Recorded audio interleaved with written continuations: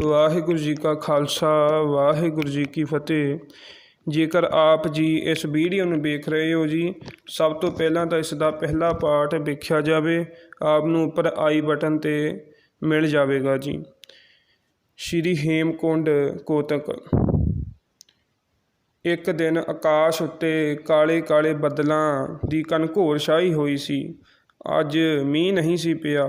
ਠੰਡੀ ਠੰਡੀ ਹਵਾ ਦੀ ਰਿਵੀ ਰੁਮਕ ਰਹੀ ਸੀ ਤੇ ਕੰਬਲ ਸਰ ਵਿੱਚ ਹੀ ਸਾਰੇ ਹੀ ਕੰਬਲ ਕਿਸੇ ਮਸਤੀ ਦੇ ਰੰਗ ਵਿੱਚ ਝੂਮ ਰਹੇ ਸਨ।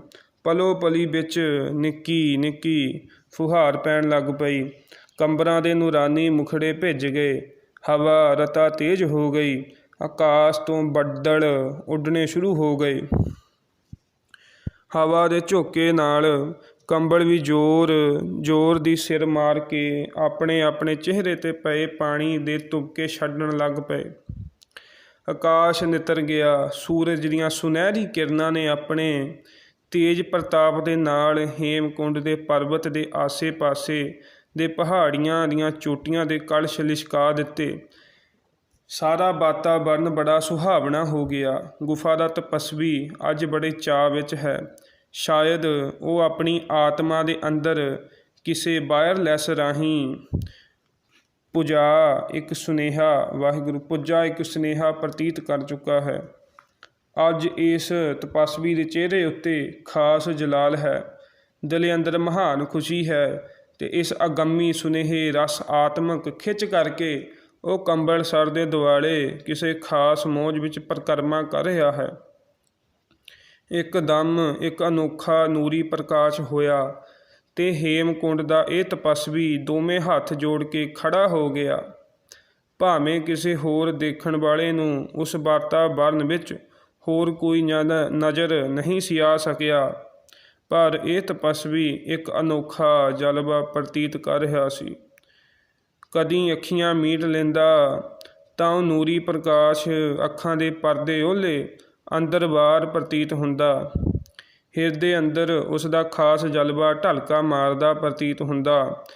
ਫਿਰ ਅਚਨਚੇਤ ਅੱਖਾਂ ਖੁੱਲ੍ਹਦੀਆਂ ਤੇ ਉਹ ਨੂਰਾਨੀ ਜਲਵਾ ਅੱਖਾਂ ਸਾਹਮਣੇ ਨਜ਼ਰ ਆਉਂਦਾ।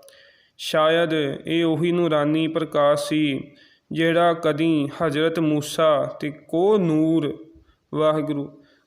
ਹਜ਼ਰਤ ਮੂਸਾ ਨੇ ਕੋਹ ਤੂਰ ਦੀ ਪਹਾੜੀ ਉੱਤੇ ਦੇਖਣ ਦਾ ਯਤਨ ਕੀਤਾ ਸੀ, ਪਰ ਗਸ ਖਾ ਕੇ ਡਿੱਗ ਪਿਆ ਸੀ ਤੇ ਉਸ ਨੂਰਾਨੀ ਜਲਵੇ ਦੇ ਦਰਸ਼ਨ ਨਹੀਂ ਸੀ ਕਰ ਸਕਿਆ। ਇੱਕਦਮ ਫੇਰ ਉਸ ਨੂਰਾਨੀ ਜਲਵੇ ਦਾ ਪ੍ਰਕਾਸ਼ ਹੋਇਆ ਤੇ ਇਹ ਹੇਮਕੁੰਡ ਦਾ ਤਪਸਵੀ ਇੱਕਦਮ ਇੱਕ ਪਹਾੜੀ ਚਟਾਨ ਉੱਤੇ ਲੇਟ ਕੇ ਡੰਡੋਤ ਕਰਨ ਲੱਗ ਪਿਆ। ਪਲਕ ਮਗਰੋਂ ਉੱਠ ਬੈਠਾ ਅਤੇ ਦੋਵੇਂ ਹੱਥ ਜੋੜ ਕੇ ਚੌਂਕੜੀ ਮਾਰ ਕੇ ਇਸ ਤਰ੍ਹਾਂ ਬੈਠ ਗਿਆ ਜਿਵੇਂ ਕੋਈ ਸ਼ਰਧਾਲੂ ਕੋਈ ਵਰ ਲੈਣ ਲਈ ਆਪਣੇ ਗੁਰਦੇਵ ਦੀ ਹਜ਼ੂਰੀ ਵਿੱਚ ਬੈਠ ਜਾਂਦਾ ਹੈ। ਇਹ ਨਿਰਾਕਾਰ ਨੂਰੀ ਪ੍ਰਕਾਸ਼ ਪਲੋ ਪਲੀ ਵਿੱਚ ਸਾਕਾਰ ਹੋ ਗਿਆ ਤੇ ਹੇਮਕੁੰਡ ਦਾ ਤਪਸਵੀ ਕਿਸੇ ਅਗੰਮੀ ਰੰਗ ਵਿੱਚ ਮਗਨ ਹੋ ਗਿਆ। ਉਸ ਸਾਕਾਰ ਬ੍ਰਹਮ ਦਾ ਪ੍ਰਕਾਸ਼ ਦੇਖ ਕੇ ਅੱਖਾਂ ਉਸ ਉੱਤੇ ਗੱਡੀਆਂ ਹੀ ਰਹਿ ਗਈਆਂ ਤੇ ਇਸ ਹੈਰਾਨੀ ਵਿੱਚ ਮੂੰਹੋਂ ਇੱਕ ਵੀ ਸ਼ਬਦ ਨਾ ਨਿਕਲਿਆ। ਅਕਾਲ ਪੁਰਖ ਸਿਰਜਣਹਾਰ ਨੇ ਅੱਗੋਂ ਹੋ ਕੇ ਇਸ ਤਪਸਵੀ ਦੇ ਦੋਵੇਂ ਹੱਥ ਫੜ ਲਏ। ਉਹਨਾਂ ਨੂੰ ਪਿਆਰ ਭਰੀ ਨਿੱਘ ਨਾਲ ਘੁੱਟਿਆ ਤੇ ਕਿਹਾ, ਹੇ ਮਹਾ ਤਪਸਵੀ ਯੋਗਰਾਜ, ਅਸੀਂ ਤੁਹਾਡੀ ਇਸ ਕਠਨ ਤਪੱਸਿਆ ਪਰ ਬੜੇ ਪ੍ਰਸੰਨ ਹਾਂ। ਤੁਸੀਂ ਆਪਾ ਮਾਰ ਕੇ ਆਰਾਧਨਾ ਕੀਤੀ ਹੈ ਅਤੇ ਆਪਣਾ ਸੱਚਾ ਪ੍ਰੇਮ ਪ੍ਰਗਟ ਕੀਤਾ ਹੈ। ਤੁਹਾਡੀ ਇਹ ਤਪੱਸਿਆ ਪੂਰਨ ਹੈ। ਤੁਹਾਨੂੰ ਇਹ ਪਤਾ ਹੋਣਾ ਚਾਹੀਦਾ ਹੈ ਕਿ ਸੰਸਾਰ ਅੰਦਰ, ਖਾਸ ਕਰਕੇ ਭਾਰਤ ਵਰਸ਼ ਅੰਦਰ, ਧਰਮ ਦੇ ਠੇਕੇਦਾਰਾਂ ਤੇ ਹਕੂਮਤ ਦੇ ਕਰਮਚਾਰੀਆਂ ਨੇ ਕਈ ਪ੍ਰਕਾਰ ਦੇ ਜ਼ੁਲਮ ਅਤੇ ਅਤਿਆਚਾਰ ਕਰਕੇ ਭੋਲੀ ਭਾਲੀ ਜਨਤਾ ਨੂੰ ਬੜਾ ਤੰਗ ਕੀਤਾ ਹੋਇਆ ਹੈ। ਸੋ ਦੁਸ਼ਟਾਂ ਦਾ ਨਾਸ਼ ਕਰਨ ਲਈ, ਧਰਮ ਦਾ ਪ੍ਰਕਾਸ਼ ਕਰਨ ਲਈ ਤੁਸੀਂ ਭਾਰਤ ਵਰਸ਼ ਵਿੱਚ ਜਾਓ ਅਤੇ ਇਹ ਕਾਰਜ ਕਰੋ। ਹੇਮਕੁੰਡ ਦਾ ਤਪਸਵੀ ਸ਼੍ਰੀ ਅਕਾਲ ਪੁਰਖ ਜੀ ਦੇ ਇਹ ਉਪਰੋਕਤ ਵਾਕ ਸੁਣ ਕੇ ਹੈਰਾਨ ਹੋ ਰਿਹਾ ਸੀ ਕਿ ਸਾਡਾ ਸਿਰਜਣਹਾਰ ਕਰਤਾਰ ਇਹ ਕੀ ਹੁਕਮ ਕਰ ਰਿਹਾ ਹੈ। ਕੁਝ ਨਹੀਂ ਸੀ ਅਹੁੜਦੀ ਕਿ ਕਲਾ ਧਾਰੀ ਕਰਤਾਰ ਨੂੰ ਕੀ ਉੱਤਰ ਦੇਵੇ। ਰਸ ਰੰਗ ਲੀਨ ਹੋ ਕੇ ਫੇਰ ਅੱਖਾਂ ਬੰਦ ਕਰ ਲਈਆਂ, ਪਰ ਇਹ ਇੱਕ ਛਿਨ ਭਰ ਲਈ ਵੀ ਬੰਦ ਨਾ ਰਹਿ ਸਕੀਆਂ। ਅਕਾਲ ਪੁਰਖ ਦਾ ਦੀਦਾਰ ਬਿਹਬਲ ਕਰ ਰਿਹਾ ਸੀ। ਇਹ ਤਪਸਵੀ ਇਹੋ ਚਾਹੁੰਦਾ ਸੀ ਕਿ ਸਿਰਜਣਹਾਰ ਜੀ ਇਸੇ ਤਰ੍ਹਾਂ ਪ੍ਰਤੱਖ ਸੁੰਦਰ ਸਰੂਪ ਵਿੱਚ ਮੇਰੇ ਸਾਹਮਣੇ ਰਹਿਣ, ਆਪਣੀ ਕਿਰਪਾ ਦ੍ਰਿਸ਼ਟੀ ਨਾਲ ਮੇਰੇ ਵੱਲ ਦੇਖਦੇ ਰਹਿਣ, ਅਤੇ ਮੈਂ ਆਪਣੇ ਸੋਹਣੇ ਮਨ ਮੋਹਣੇ ਪ੍ਰੀਤਮ ਦਾ ਦੀਦਾਰ ਕਰ ਕਰਕੇ ਆਪਣੀ ਆਤਮਕ ਭੁੱਖ ਮਿਟਾ ਲਵਾਂ। ਪਰ ਇਹ ਭੁੱਖ ਤੇ ਮਿਟਦੀ ਪ੍ਰਤੀਤ ਹੀ ਨਹੀਂ ਹੁੰਦੀ, ਸਗੋਂ ਇਹ ਭੁੱਖ ਵਧੇਰੇ ਹੁੰਦੀ ਜਾਂਦੀ ਹੈ। ਦਿਲ ਇਹੋ ਲੋਚਦਾ ਹੈ ਸੰਸਾਰ ਸਿਰਜਣਹਾਰ ਦਾ ਅਲੌਕਿਕ ਦੀਦਾਰ ਇਸੇ ਤਰ੍ਹਾਂ ਹੀ ਹੁੰਦਾ ਰਹੇ। ਇੱਕ ਛਿਨ ਲਈ ਵੀ ਅੱਖਾਂ ਨਾ ਚਮਕਾਂ, ਕਿਉਂਕਿ ਅੱਖ ਝਮਕਣ ਨਾਲ ਉਹ ਨੂਰਾਨੀ ਦੀਦਾਰ ਭਾਵੇਂ ਛਿਨ ਭਰ ਲਈ ਹੀ ਸਹੀ ਅੱਖੋਂ ਓਹਲੇ ਹੋਣਾ ਹਿਰਦਾ ਸਹਾਰ ਨਹੀਂ ਸਕੇਗਾ। ਇਹ ਮਹਾਂ ਤਪਸਵੀ ਅਜੇ ਇਹੋ ਖਿਆਲ ਕਰ ਰਿਹਾ ਸੀ ਕਿ ਸਿਰਜਣਹਾਰ ਦਾ ਤਾਰ ਫਿਰ ਬੋਲੇ, ਮੇਰੇ ਨੌ ਨਿਹਾਲ ਜੀ, ਆਪ ਦੀ ਘਾਲਣਾ ਬੜੀ ਕਠਿਨ ਹੈ। ਅਸੀਂ ਤੁਹਾਡੇ 'ਤੇ ਬੜੇ ਪ੍ਰਸੰਨ ਹਾਂ, ਪਰ ਅਸੀਂ ਇੱਕ ਮਹਾਨ ਕਾਰਜ ਆਪ ਦੇ ਸਪੁਰਦ ਕਰਨਾ ਚਾਹੁੰਦੇ ਹਾਂ। ਤੁਸੀਂ ਸੰਸਾਰ ਵਿੱਚ ਜਾਓ, ਮੁਰਦਾ ਰੂਹਾਂ ਵਿੱਚ ਨਵਾਂ ਜੀਵਨ ਪੈਦਾ ਕਰੋ, ਸੰਸਾਰ ਦੀ ਆਤਮਾ, ਸੰਸਾਰੀਆਂ ਦਾ ਜੀਵਨ ਅਤੇ ਉਹਨਾਂ ਦਾ ਕਰਤੱਵ ਬਦਲ ਦਿਓ। ਜੋ ਨਾ ਸਮਝੇ ਦੁਸ਼ਟਾਂ ਨੂੰ ਡੰਡ ਦਿਓ, ਸੰਤਾਂ ਨੂੰ ਉਭਾਰੋ, ਭਾਰਤ ਵਰਸ਼ ਅੰਦਰ ਸ਼ਾਂਤੀ ਵਰਤਾਓ।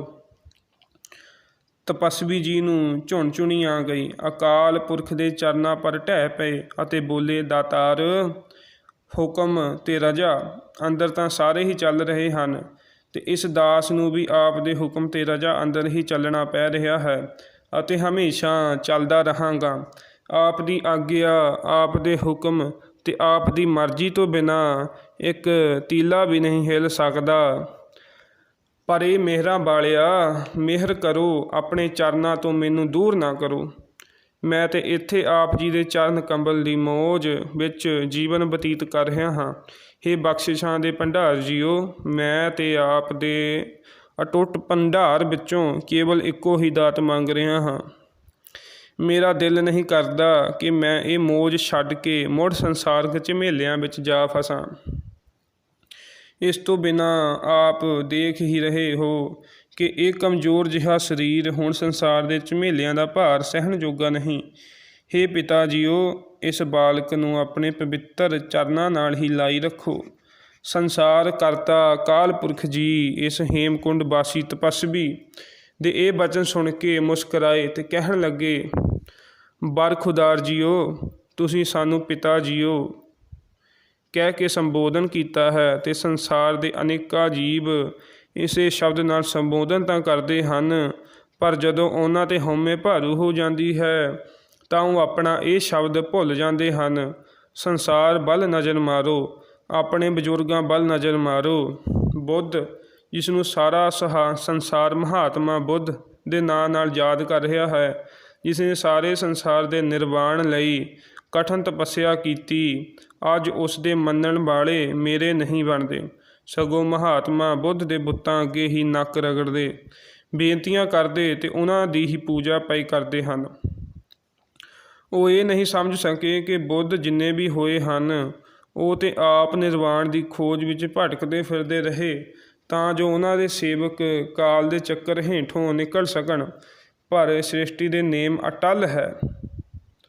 ਮਹਾਤਮਾ ਬੁੱਧ ਵੀ ਸੱਚਖੰਡ ਆ ਵਿਰਾਜੇ, ਸੋ ਜੋ ਆਇਆ ਸੋ ਚੱਲਸੀ। ਕੁਦਰਤ ਦਾ ਇਹ ਨੇਮ ਅਟੱਲ ਹੈ। ਹਾਂ, ਸਾਡੇ ਨਾਲ ਸੱਚੇ ਹਿਰਦੇ ਤੋਂ ਪ੍ਰੇਮ ਕਰਨ ਵਾਲੇ ਆਤਮਕ ਤੌਰ 'ਤੇ ਸਾਡੇ ਐਨੇ ਨੇੜੇ ਹੋ ਜਾਂਦੇ ਹਨ ਕਿ ਉਹਨਾਂ ਦੀ ਜੋਤ ਪਰਮ ਜੋਤ ਵਿੱਚ ਸਮਾ ਜਾਂਦੀ ਹੈ। ਫਿਰ ਉਹ ਹੁਕਮ ਤੋਂ ਬਿਨਾਂ ਗਰਭ ਜੋਨ ਵਿੱਚ ਨਹੀਂ ਜਾ ਸਕਦੇ। ਅਜੇ ਇਹ ਸ਼ਬਦ ਅਕਾਲ ਪੁਰਖ ਦੇ ਮੂੰਹ ਵਿੱਚ ਹੀ ਸਨ ਕਿ ਹੇਮਕੁੰਡ ਦੇ ਤਪਸਵੀ ਇੱਕ ਵਾਰੀ ਫੇਰ ਚਰਨ ਕਮਲਾਂ ਪਰ ਡਿੱਗ ਪਏ, ਬੇਨਤੀ ਕਰਨ ਲੱਗੇ, ਮਿਹਰਾਂ ਦੇ ਸਾਈਂ ਜੀਓ, ਮਿਹਰ ਕਰੋ, ਮਿਹਰ ਕਰੋ। ਇਸ ਦਾਸ ਲਈ ਮੁੜ ਗਰਭ ਜੂਨ ਵਿੱਚ ਜਾਣ ਦਾ ਹੁਕਮ ਨਾ ਕਰੋ। ਇਹ ਠੀਕ ਹੈ ਕਿ ਆਪ ਦਾ ਹੁਕਮ ਅਟੱਲ ਹੈ, ਹੁਕਮ ਤੋਂ ਬਾਹਰ ਕੋਈ ਨਹੀਂ ਜਾ ਸਕਦਾ। ਦਾਤਾਰ, ਮਿਹਰ ਕਰੋ ਤੇ ਇਹਨਾਂ ਚਰਨ ਕਮਲਾਂ ਦੀ ਮੌਜ ਵਿੱਚ ਹੀ ਰਸ ਮਾਣਨ ਦਿਓ। ਇਸ ਵੇੜੇ ਇਸ ਤਪਸਵੀ ਦੀਆਂ ਅੱਖਾਂ ਵਿੱਚ ਪਿਆਰ ਹੰਝੂ ਛਲਕ ਰਹੇ ਸਨ। ਅਕਾਲ ਪੁਰਖ ਜੀ ਨੇ ਘੁੱਟ ਕੇ ਛਾਤੀ ਨਾਲ ਲਾ ਲਿਆ ਅਤੇ ਕਿਹਾ, ਮੇਰੇ ਲਾਲ ਜੀਓ, ਸਾਡਾ ਹੁਕਮ ਹੈ। ਤੁਹਾਨੂੰ ਯਾਦ ਹੋਵੇਗਾ ਕਿ ਤ੍ਰੇਤੇ ਯੁੱਗ ਵਿੱਚ ਸੋਢੀਆਂ ਨੇ ਬੇਦੀਆਂ ਨੂੰ ਆਪਣਾ ਰਾਜ ਸੌਂਪਿਆ ਸੀ। ਸੋ ਹੁਣ ਕਲਯੁਗ ਹੈ, ਉਹ ਰਾਜ ਭਾਗ ਆਪ ਨੇ ਸੰਭਾਲਣਾ ਹੈ।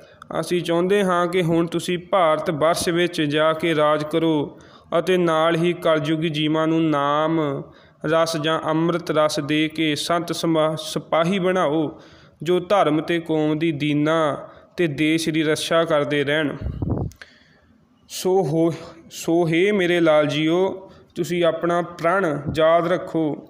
ਤੁਸੀਂ ਕਠਿਨ ਤਪੱਸਿਆ ਕਰਕੇ ਜੀਵਨ ਮੁਕਤ ਹੋ ਗਏ ਹੋ, ਪਰ ਹੁਕਮ ਅਤੇ ਰਜਾ ਇਹ ਦੋਵੇਂ ਗੱਲਾਂ ਅਟੱਲ ਹਨ। ਤੁਸੀਂ ਸੰਸਾਰ ਅੰਦਰ ਜਾ ਕੇ ਨਾਨਕ ਨਿਰੰਕਾਰੀ ਦੇ ਚਲਾਏ ਅਧਿਆਤਮਕ ਰਾਜ ਅੰਦਰ ਨਵੀਂ ਜ਼ਿੰਦਗੀ ਪੈਦਾ ਕਰੋ। ਰਾਜ ਭਾਗ ਸੋਢੀਆਂ ਨੇ ਪ੍ਰਾਪਤ ਕੀਤਾ ਹੈ, ਉਸ ਨੂੰ ਅਟੱਲ ਕਰੋ। ਜਾਓ, ਭਾਰਤ ਵਰਸ਼ ਨੂੰ ਅਤੇ ਸਾਰੇ ਸੰਸਾਰ ਨੂੰ ਇੱਕ ਨਵਾਂ ਕੌਤਕ ਦਿਖਾਓ। ਹੇਮਕੁੰਡ ਦੇ ਤਪਸਵੀ ਜੀ ਅਕਾਲ ਪੁਰਖ ਦੀ ਹਜ਼ੂਰੀ ਵਿੱਚ ਦੋਵੇਂ ਹੱਥ ਜੋੜ ਕੇ ਖੜ੍ਹੇ ਹੋ ਗਏ ਅਤੇ ਕਹਿਣ ਲੱਗੇ, ਹੇ ਬ੍ਰਹਮੰਡ ਦੇ ਸ਼ਹਿਨਸ਼ਾਹ, ਇਸ ਦਾਸ ਨੂੰ ਤਾਂ ਆਪ ਦੇ ਚਰਨ ਕਮਲਾਂ ਵਿੱਚ ਰਹਿ ਕੇ ਕਈਆਂ ਪਾਤਸ਼ਾਹੀਆਂ ਦਾ ਨਸ਼ਾ ਪ੍ਰਾਪਤ ਹੋ ਰਿਹਾ ਹੈ। ਸੰਸਾਰਿਕ ਪਾਤਸ਼ਾਹੀਆਂ ਇਸ ਚਰਨ ਕਮਲ ਦੀ ਮੌਜ ਸਾਹਮਣੇ ਤੁੱਛ ਹਨ। ਤੁਸੀਂ ਨਾਨਕ ਨਿਰੰਕਾਰੀ ਦਾ ਨਾਂ ਲਿਆ ਹੈ, ਉਹਨਾਂ ਨੇ ਤਾਂ ਰਿੱਧ ਸਿੱਧ ਅਵਰਾ ਸਾਧ ਕਹਿਆ ਹੈ ਕਿ ਹਰ ਪ੍ਰਕਾਰ ਦੀਆਂ ਰਿੱਧੀਆਂ ਸਿੱਧੀਆਂ ਅਤੇ ਕਰਾਮਾਤਾਂ ਵਾਧੂ ਦੇ ਸਮਾਦ ਹਨ। ਜਿਸ ਸੋਢੀਆਂ ਦੀ ਕੁੱਲ ਵਿੱਚ ਆਪ ਇਸ ਦਾਸ ਨੂੰ ਜਾਣ ਲਈ ਕਹਿ ਰਹੇ ਹੋ ਕਿ ਉਹ ਸੋਢ ਬੰਸ਼ੀ ਗੁਰੂ ਨਾਨਕ ਦੇ ਚਲਾਏ ਰੂਹਾਨੀ ਤਖਤ ਦੇ ਮਾਲਕ ਬਣ ਚੁੱਕੇ ਹਨ। ਘੱਟ ਘੱਟ ਦੇ ਜਾਣਨਹਾਰ ਸ਼ਹਿਨਸ਼ਾਹ ਜੀਓ, ਇਹ ਰਾਜ ਭਾਗ ਵੀ ਆਪ ਦੀ ਕਿਰਪਾ ਦ੍ਰਿਸ਼ਟੀ ਦਾ ਇੱਕ ਨਿੱਕਾ ਜਿਹਾ ਕ੍ਰਿਸ਼ਮਾ ਹੈ। ਉਹ ਸੋਢੀ ਸੁਲਤਾਨ ਗੁਰੂ ਨਾਨਕ ਜੀ ਦੇ ਰੂਹਾਨੀ ਤਖਤ ਉੱਤੇ ਠੀਕ ਬਿਰਾਜਮਾਨ ਹੋ ਚੁੱਕੇ ਹਨ, ਪਰ ਉਹਨਾਂ ਦਾ ਇਸ ਤਖਤ ਨਾਲ ਦਿਲ ਨਹੀਂ ਜੁੜਿਆ ਜਾਪਦਾ। ਉਹ ਵੀ ਤੇ ਚਰਨ ਕਮਲ ਦੀ ਮੌਜ ਵਿੱਚ ਹੀ ਰਹਿੰਦੇ ਹਨ। ਤਦੇ ਤੇ ਉਸ ਸੋਢੀ ਸੁਲਤਾਨ ਨੇ ਇੱਕ ਵਾਰੀ ਆਪ ਜੀ ਦੀ ਹਜ਼ੂਰੀ ਵਿੱਚ ਇਹ ਸਾਫ਼ ਕਹਿ ਦਿੱਤਾ ਸੀ, ਰਾਜ ਨਾ ਚਾਹੂੰ ਮੁਕਤ ਨਾ ਚਾਹੂੰ, ਮਨ ਪ੍ਰੀਤ ਚਰਨ ਕਵਲਾ ਰੇ। ਅਰਥਾਤ ਮੈਂ ਰਾਜ ਨਹੀਂ ਚਾਹੁੰਦਾ, ਮੈਂ ਮੁਕਤੀ ਨਹੀਂ ਚਾਹੁੰਦਾ, ਮੇਰੇ ਹਿਰਦੇ ਅੰਦਰ ਤੇ ਆਪ ਦੇ ਚਰਨ ਕਮਲਾਂ ਦੀ ਪ੍ਰੀਤ ਹੈ। ਦਾਤਾਰ, ਜਿਹੜੇ ਸੋਢੀ ਪਾਤਸ਼ਾਹ ਇਹ ਸਾਫ਼ ਕਹਿ ਰਹੇ ਹਨ ਕਿ ਸਾਨੂੰ ਰਾਜ ਦੀ ਲੋੜ ਨਹੀਂ, ਮੁਕਤੀ ਦੀ ਲੋੜ ਨਹੀਂ, ਕੇਵਲ ਆਪ ਦੇ ਚਰਨ ਕਮਲਾਂ ਦੀ ਪ੍ਰੀਤੀ ਚਾਹੀਦੀ ਹੈ, ਤੁਸੀਂ ਸਾਨੂੰ ਉਸੇ ਸੋਢ ਬੰਸ਼ ਵਿੱਚ ਹੀ ਰਾਜ ਕਰਨ ਲਈ ਭੇਜ ਰਹੇ ਹੋ। ਦਾਤਾਰ ਜੀ, ਇਹ ਕਿਸ ਤਰ੍ਹਾਂ ਹੋ ਸਕਦਾ ਹੈ ਕਿ ਜਿਹੜਾ ਰਾਜ ਭਾਗ ਉਹ ਤਿਆਗਣਾ ਚਾਹੁੰਦੇ ਹਨ ਅਤੇ ਚਰਨ ਕਮਲ ਦੀ ਮੌਜ ਪਿੱਛੇ ਮੁਕਤੀ ਵੀ ਨਹੀਂ ਚਾਹੁੰਦੇ, ਬਖਸ਼ਣਹਾਰ ਸ਼ਹਿਨਸ਼ਾਹ, ਉਸ ਕੁੱਲ ਵਿੱਚ ਜਾ ਕੇ ਮੈਂ ਉਹ ਰਾਜ ਭਾਗ ਸੰਭਾਲਣ ਦਾ ਲਾਲਚ ਕਿਉਂ ਕਰਾਂ। ਜਗਤ ਕਰਤਾ ਜੀ ਫੇਰ ਹੱਸ ਪਏ ਅਤੇ ਕਹਿਣ ਲੱਗੇ, ਸਾਡਾ ਲਾਲ ਬੜਾ ਹੀ ਭੋਲਾ ਹੈ। ਤੁਸੀਂ ਜਾ ਕੇ ਉਹ ਰਾਜ ਭਾਗ ਲੈਣਾ ਨਹੀਂ, ਸਗੋਂ ਉਹ ਤਾਂ ਤੁਹਾਡੇ ਮਸਤਕ ਵਿੱਚ ਲਿਖਿਆ ਜਾ ਚੁੱਕਾ ਹੈ ਅਤੇ ਉਹ ਤੁਹਾਨੂੰ ਅਵੱਛ ਮਿਲਣਾ ਹੈ। ਸਾਡੇ ਕਹਿਣ ਦਾ ਮਤਲਬ ਇਹ ਸੀ ਕਿ ਭਾਰਤ ਵਰਸ਼ ਅੰਦਰ ਜਾ ਕੇ ਤੁਸੀਂ ਇੱਕ ਅਜਿਹੇ ਰਾਜ ਭਾਗ ਦੀ ਮਰਿਆਦਾ ਚਲਾਓ ਕਿ ਜਿਸ ਦਾ ਹਰ ਵਾਸੀ ਰਾਜ ਅਤੇ ਮੁਕਤੀ ਦੀ ਰਤਾ ਵੀ ਪ੍ਰਵਾਹ ਨਾ ਕਰੇ, ਸਗੋਂ ਅਜਿਹਾ ਪੰਥ ਚਲਾਓ